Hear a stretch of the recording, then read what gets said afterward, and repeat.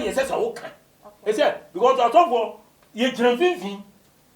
so we are a party member bi kura no a enyiwanim we ye nyame nipa o. Oh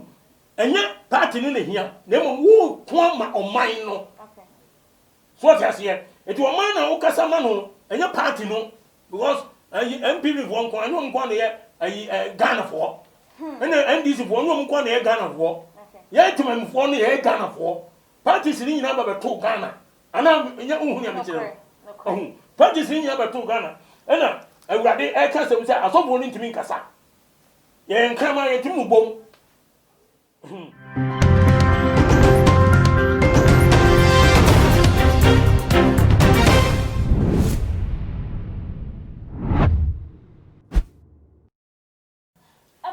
For me ma obibia akwaba edi eba too much GH so when you aba Exp0se kapa ne nso minimu edi ehia immediate just say na mamunim say Ghana wahala dwumedie na ebre asose mede ebe somo na ene day former member of parliament for a year Adenta constituency our year edi ema edonkuma ewo mrashibeje fi the NDC opposition party Mr. Edu Asare and they were the insimbi aba berutu ejam na nensem a wode ababeto abontin enina esem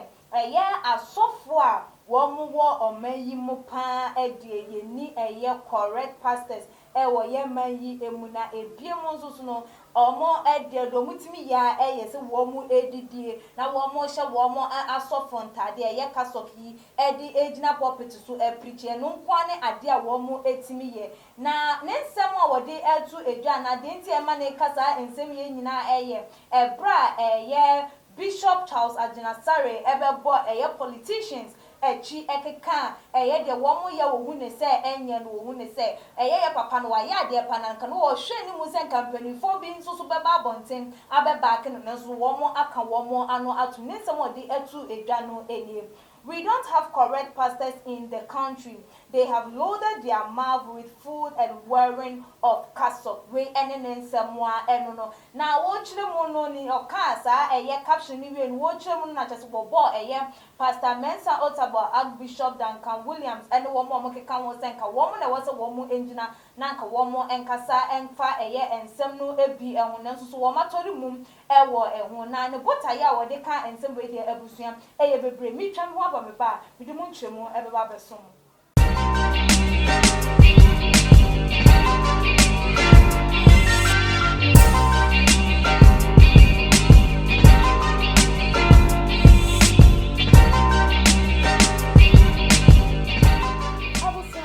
Sanso mamo akwaba sunku ebiem nyame hwemo sedane da munya ebre eji eja eti ensemwa yede ebe somo Apostle Agyapong prempe a oda asafanidin the Bible Church of God serving the one in Kankaswa Tuba Junction ene timinsa eni faso amene no ebe twetwe enkomo nti kan ho na yenkobumra ensem ne emu na ade wo adwemu ye wona ewo ho no nso de wo nsemfua aba na yetimi akenkan ede amon Apostle mema wakwaba ya aba asa de ehia bi o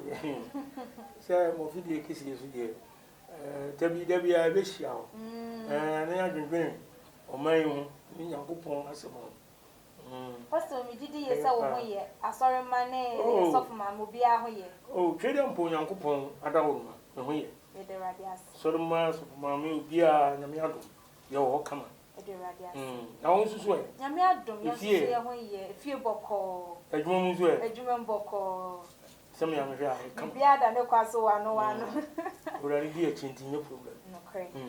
Apostle ene dey Mr. Edu Asare or your former MP Edema Adenta constituency. Na nense mo di etu edwa se na anu yi kwesiada etwe kwesiada ne di enimu Bishop Charles Ajinasare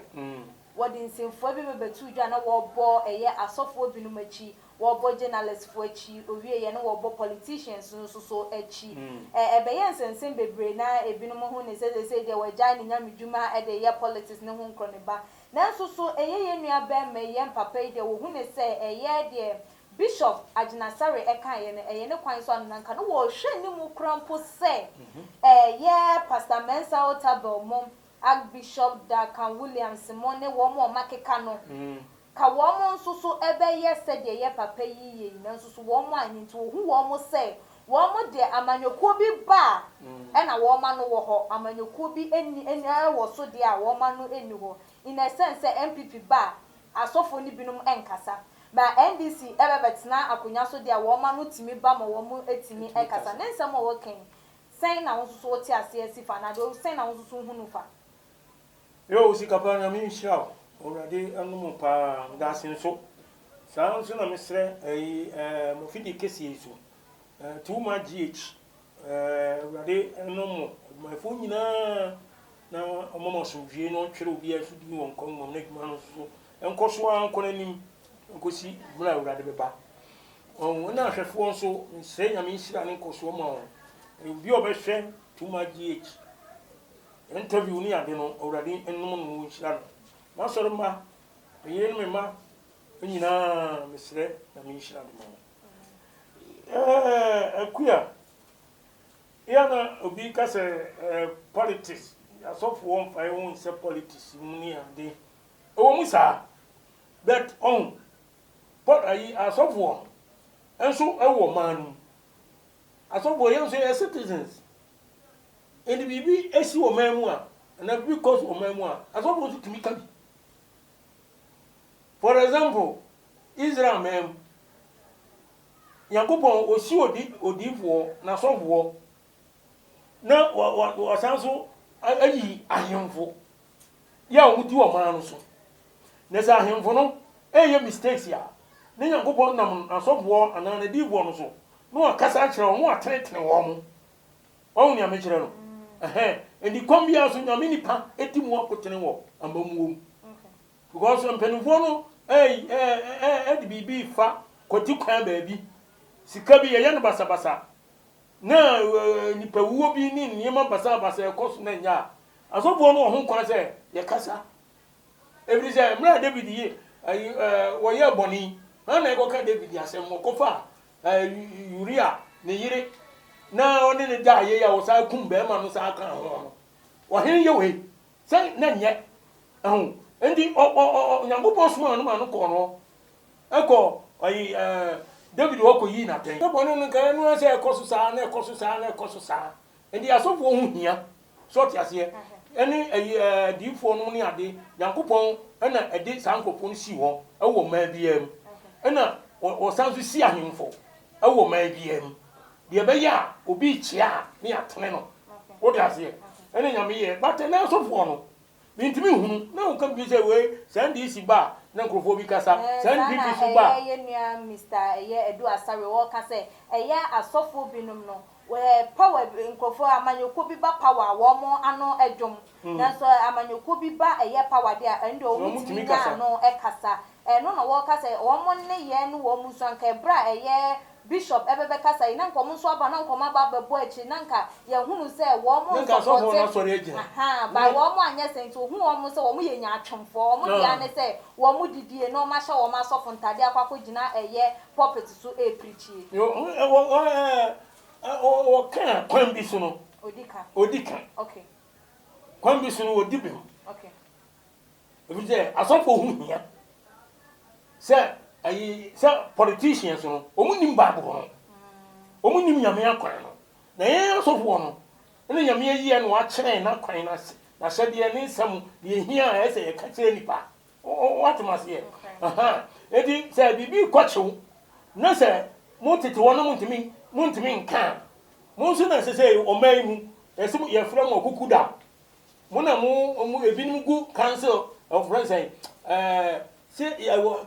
council of state and ombody emunya sofo any way no Christian council I'm talking about that so that Christian council no so sofo no ene wo so mo kasa because ye ne wo from say no ye ka say nuru ba bia o ana hu ni amche no ka omo ba nya duma why because ye men aban no so ne ti asemo Nyankopon kan na ye nyame ya pa wo say Isaiah 56 verse 10 to 12 ɔsɛ na awɛmfoɔ yɛ anifrafoɔ show na awɛmfoɔ no hwan asɔfoɔ no yɛne awɛmfoɔ ɔka kyerɛ Ezekiel sɛ ɛde wasi Israel fie sɛ ɔyɔmfoɔ enti tie m'anom asɛm na bɔ ɔman no kɔkɔma no enti yɛyɛ awɛmfoɔ yɛwɔ kyeman ɛma ɔman no sɛ ɔte aseɛ na awɛmfoɔ yɛ anifrafoɔ wɔn nyinaa anim de wɔn nyinaa yɛ akraman mu kraman a wɔntumi mpɔ kyerɛ sɛ asɔfoɔ no ntumi nkasa wotie nie asɔfoɔ no ntumi nkasa ɛyɛ akraman mu wɔntumi mubom tí awurade asɛm a wɔka o wɔsi asɔfoɔ yɛntumi mubom yɛntumi nka no koraa yɛntumi paapaa mu nka nsɛm a ɛsɛ sɛ yɛka ɛne nyame ka wɔsi Isaiah ka kyerɛ wɔn yɛntumi mubom wɔyɛ ɛnam kasamafoɔ ɛdeda hɔ ɛpɛ nkoto na kraman no yɛ adufurupɛfoɔ wɔnim ɔmeɛ kyɛ sɛ wɔn yɛ adufurupɛfoɔ sika ne hia wɔn so wɔbɛnya ahonyadeɛ wɔbɛnya asase so nneɛma ɛne ne hia wɔn yɛ adufu wɔse akraman no yɛ adufurupɛfoɔ yɛntumi mbom yɛntumi nkasa yɛnam kasa sɔrɔ ne yɛada saa akwankyere kɔ yɛnkyerɛ bi yɛnsua baabɔ no mfa nokora no mfa ntoɔ ɛkyɛ because wei yɛ NDC ni ɛne wei yɛ NPP ni saa atɔfoɔ no bebree saa na akɔyɛ o nti sɛ NPP wɔ aban mu sɛsi yɛ nti NDC wɔ hɔ a ɔmo na bɛkasa wode aseɛ ɔmo na bɛkasa ɛna sɛ NDC nso ba na NPP fɔ nso wɔ hɔ nom a na ɔmo nso wɔ opposition na ɔmo nso yɛ dɛ ɔmo nso na ɛkasa na ɛbɔ sɛ aban no ɛba se yanka wɔ sɛ woyɛ NPP ni o woyɛ NDC ni o ɛyɛ sɛ woka ne ɛsɛ sɛ woka ɛsɛ because atɔfoɔ yɛgyina mfimfini so woyɛ party member bi koraa no a enyiwanim woyɛ nyame nipa o ɔhu ɛnyɛ party no na hia na mmom wo ko ama ɔman no so ɔte aseɛ eti ɔman na wokasa ma no ɛnyɛ party no because MPP foɔ nko ɛnyɛ nko na yɛ Ghana foɔ ɛna NDC foɔ ɛnyɛ nko na yɛ Ghana foɔ yɛ timamfoɔ no yɛ Ghana foɔ parties ni nyinaa ba bɛto Ghana ana ɛnyɛ ohun ya mekyerɛ ɔhu parties ni nyinaa bɛto Ghana ɛna awurade ɛka sɛm sɛ asɔfoɔ no ntumi nkasa yɛn krama yɛntumi bom verse 11 wɔsi na akrama no yɛ adufurupɛfoɔ wɔnim ɔmeɛ wɔyɛ enwanhwɛfoɔ a wɔnni hunumu nyame hwɛ nwanhwɛfoɔ a yɛnni hunumu yɛnni nimdeɛ ɛnyɛ college akɛse no ɛna ma nipa nimdeɛ ne nyansa ɛdidi sɔfoɔ sɔfodie nyɛ anɔnten sɔfodie ɛnyɛ college nyame na anɔnte obi Peter oko school da John oko school da asuafoɔ no bebree yɛmɔ nsi school dɛm da but God used them Peter na start adwuma no he was a man of no college education hwɛ adwuma Peter yɛ hwɛ Bible no kɔ saa twerɛ obi onimu ma First Peter and Second Peter who wrote it no twerɛ obi a ɔnkɔ school dɛ ɛdɛ wɔtumi twerɛ ɛnyɛ Holy Spirit ɛde ne yɛ adwuma so but yɛn asɔfoɔ no aba no ɛnɛ ankɔbɔ PhD ankɔyɛ professor wankɔ yɛ ayi ɔfrɛnsɛn doctor lawyer philosopher wɔn mu bɔ degrees akɛse na woyɛ sɔfoɔ a yɛmmu ɛwɔ maa no so ɔte aseɛ nti wɔn na wɔn bu wɔn nso na te wɔn ɛna deɛ ɛkɔ so mɛmɛ nfa wɔ esi ansa so because asɛm na awurade ka no ehia paa wɔyɛ nyanhwɛfoɔ a wɔnni hunumu wɔn nyinaa adanedane wɔn ani akyerɛkyerɛ wɔn akwan so obiara hwehwɛ ne mfasoɔ obiara hwehwɛ ne mfasoɔ obiara biara wɔka sɛ mommra merekɔfa nsa maba mepakyɛw ɔn sɛ wɔse wɔn ahwehwɛ wɔn mfasoɔ bebree sɛ yɛ business akɛse wɔ kyiri did the sky be play on any of some here and no more home on no rabia some war I was here catching penny for no do man so na ni ma omu ye nya no omu timi edi gu akwam ma omam timi for no yes ye ho payen but they don't do it and the radi abu afuo ne ni abina wo kasa no wo so omu timi mu bom wo said that in city here and former MP no odi kan na apostle who nhade who ne say the former MP all kan who's your friend Zembo Eduasare they are working who ne say Bishop Agyapong wa baba beka ebia wo mususu enya that message ba enam say Bishop baba beka there et say the wo mo aka enu nti na wo mususu atete ada eno echere say ane wo mo enya atwom wo makoma no atum aka e wo say wo mususu Bishop akan wo mususu mra boti me mususu bia na because nipa mienu ana nipa miensa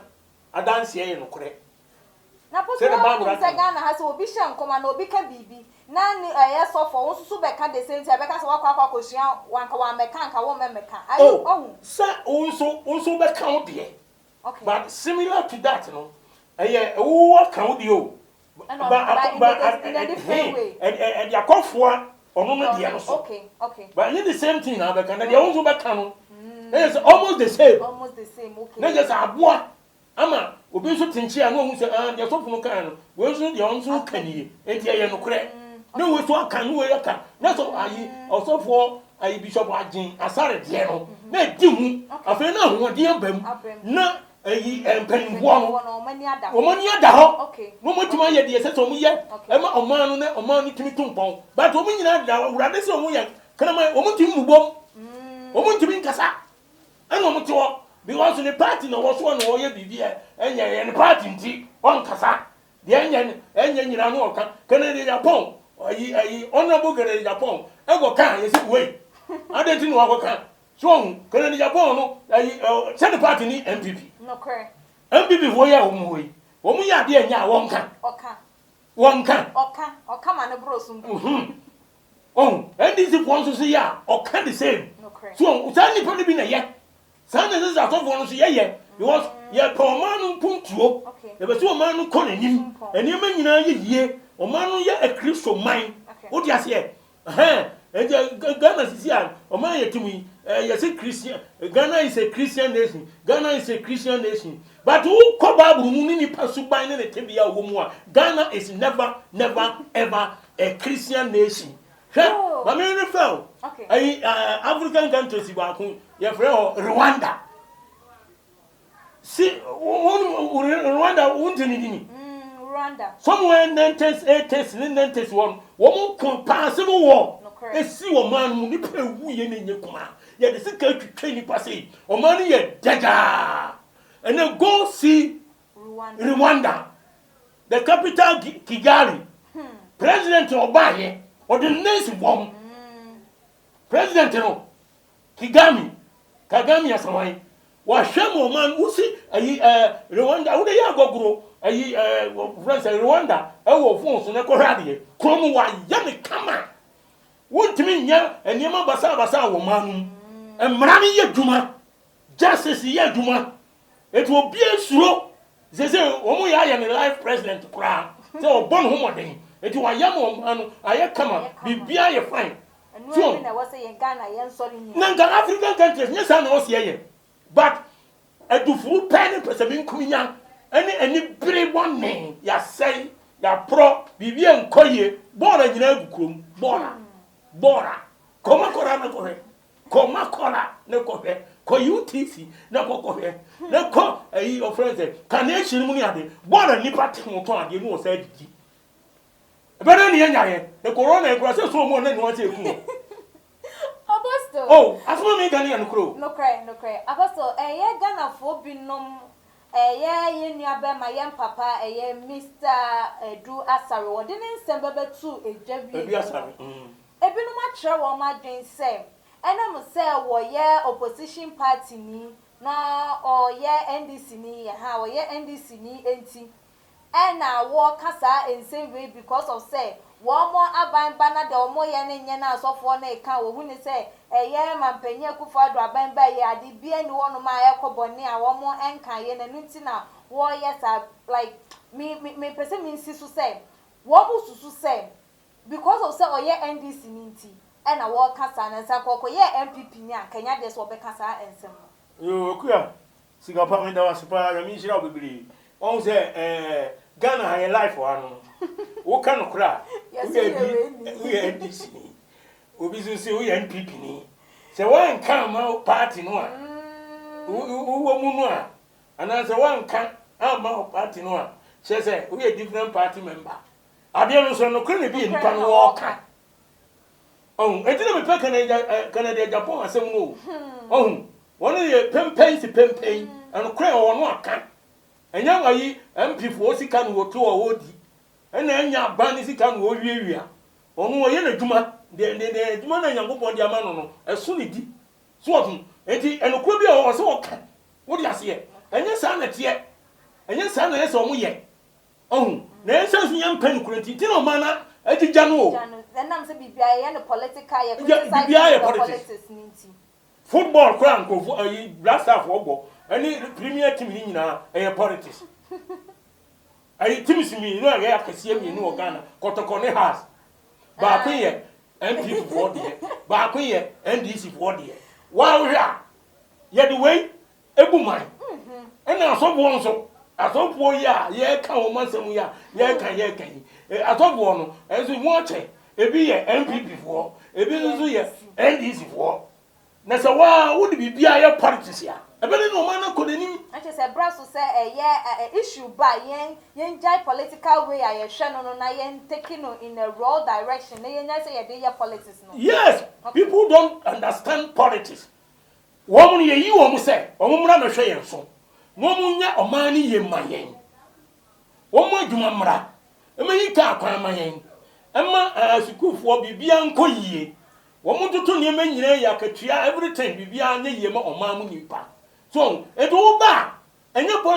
politics na ade beye dwuma yen no ye to abama wo no yen na ese wo hwe yen udon wo nya me se no sa na wo se koso but wo mo ba obeso wo trewa onyan sika eni na hunya de unze last me ka se Ghana wo koto aba aize wo koto aba no am obi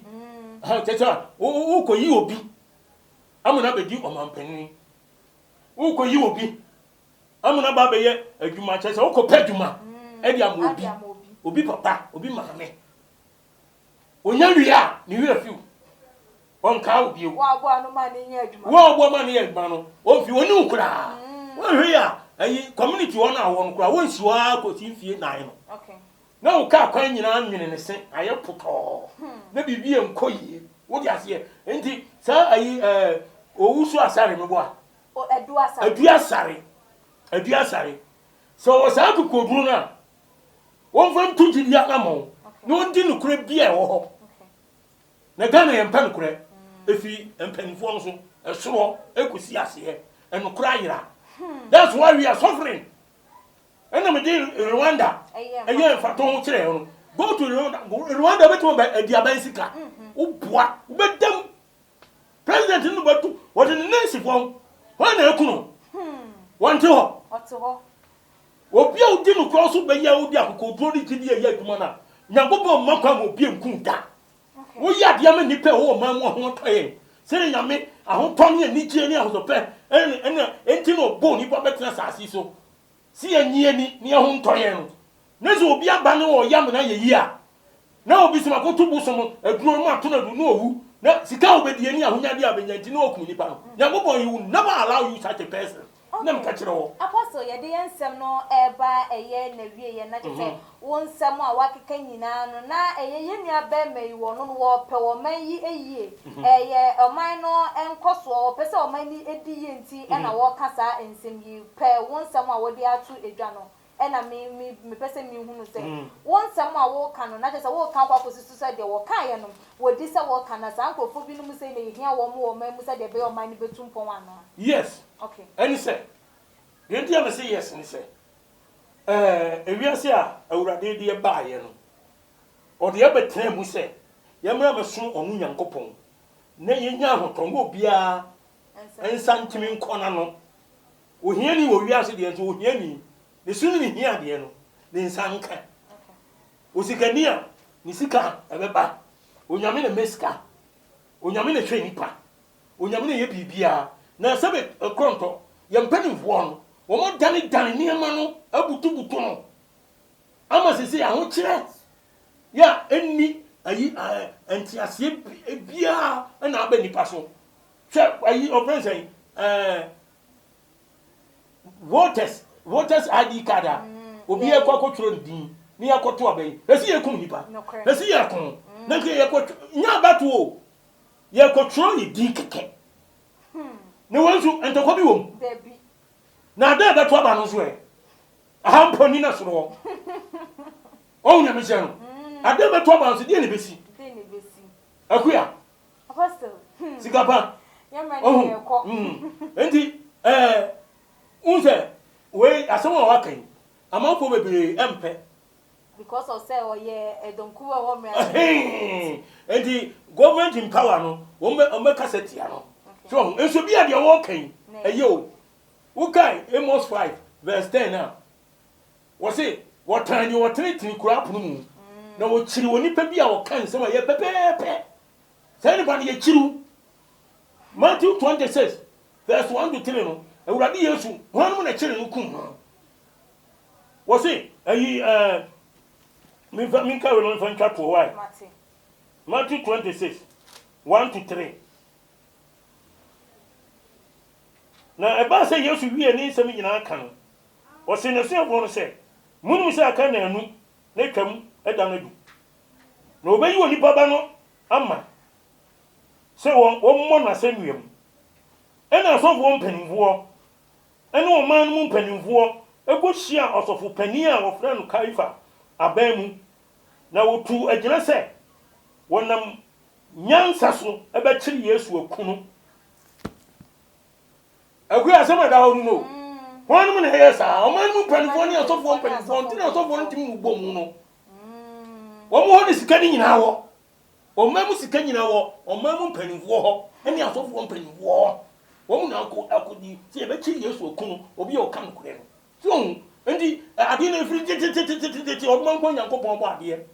eni nipa mpan kure edi besine eti woto o man na so bedi ni kura asamato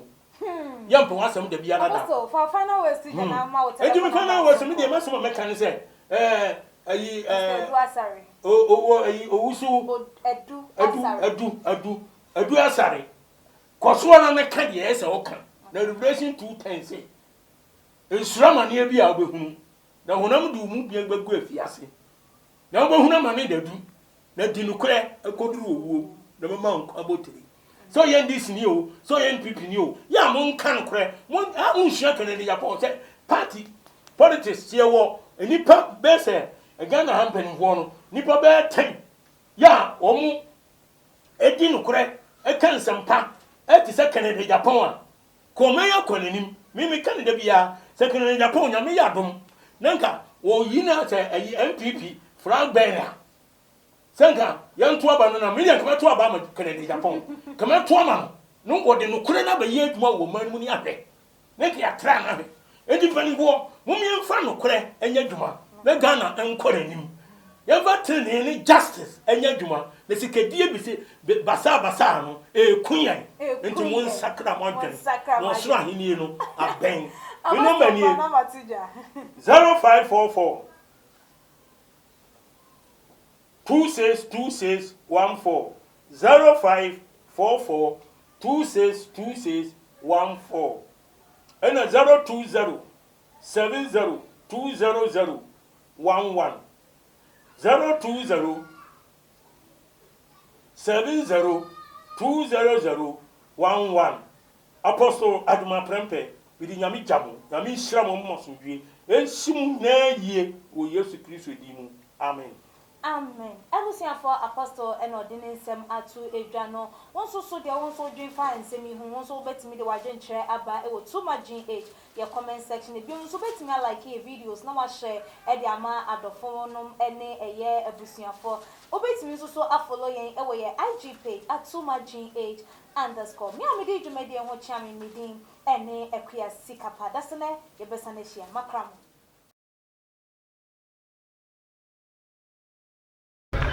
Oniadafo ahaye GH too much and a okay Malupi and a case also for Malupi me baby I mean baby too much GH one and subscribe come home young Koreans and power but as my crowd